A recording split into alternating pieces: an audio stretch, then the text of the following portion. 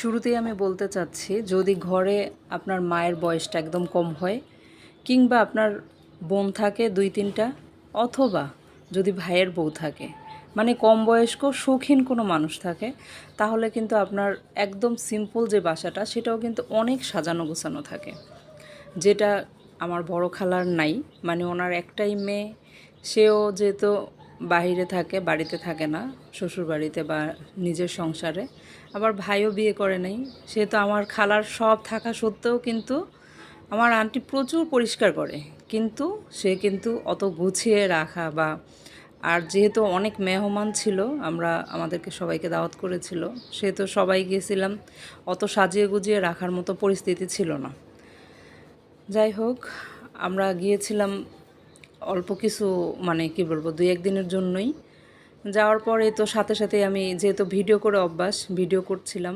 Aunty যদি একটু রাগ করছিল, আন্টিকে আমি বলছিলাম যে আন্টি এটা আমি নিজে, মানে মেমোরি হিসেবে নিজের কাছে রেখে দিব। কারণ আসলে কি বলবো, দূরত্বটার জন্য এরকম হয়ে গেছে।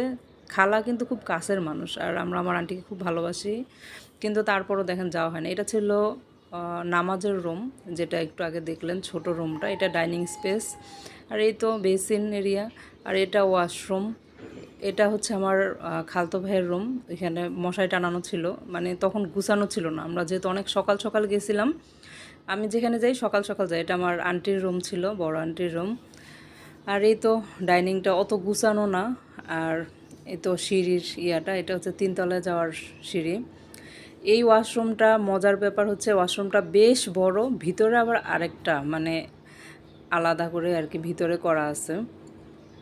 তো এই জিনিসটা আমার খুব মজা লাগে, আমি যখনই যাই এই জিনিসটা দেখি, আপনাদের সাথেও শেয়ার করলাম, হয়তো অনেকের কাছে ভালো নাও লাগতে পারে। এটা হচ্ছে ওই যে ভাইয়ার রুমের ব্যালকনিটা দিয়ে বাইরের ভিউ। এই জায়গাগুলো জানেন এত পরিচিত, এত আবেগ এই জায়গাগুলোতে মিশে আছে। এটা ভাইয়ার ওয়াশরুম।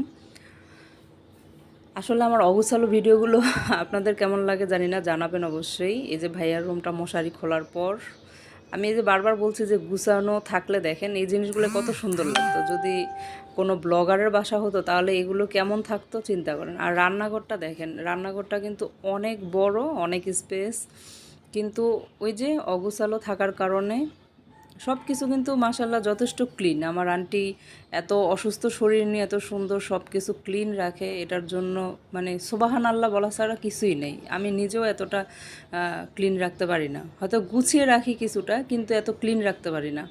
রান্নাঘরেই ফ্রিজ রাখা আছে, আর ডিপটা রাখা আছে আরেক রুমে।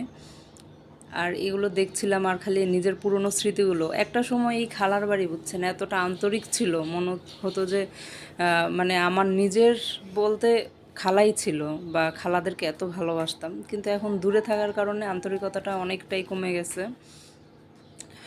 আর আপনারা সবাই দোয়া করবেন আমার খালাদের জন্য, আল্লাহ যেন আমাদের ন্যাক হায়াত দারাজ করে, সুস্থ শরীরে বাঁচিয়ে রাখে অনেক বছর আমাদের মাঝে। এই তো ডাইনিংটা আমি বারবার বলছিলাম আন্টি একটু গুছিয়ে রাখলে ভালো হতো। তারপরে তো খাওয়া দাওয়া করছিলাম, খাওয়া দাওয়া ছিল এই তো দেখতেই পাচ্ছেন, যেগুলো নর্মালি যেগুলো সবাই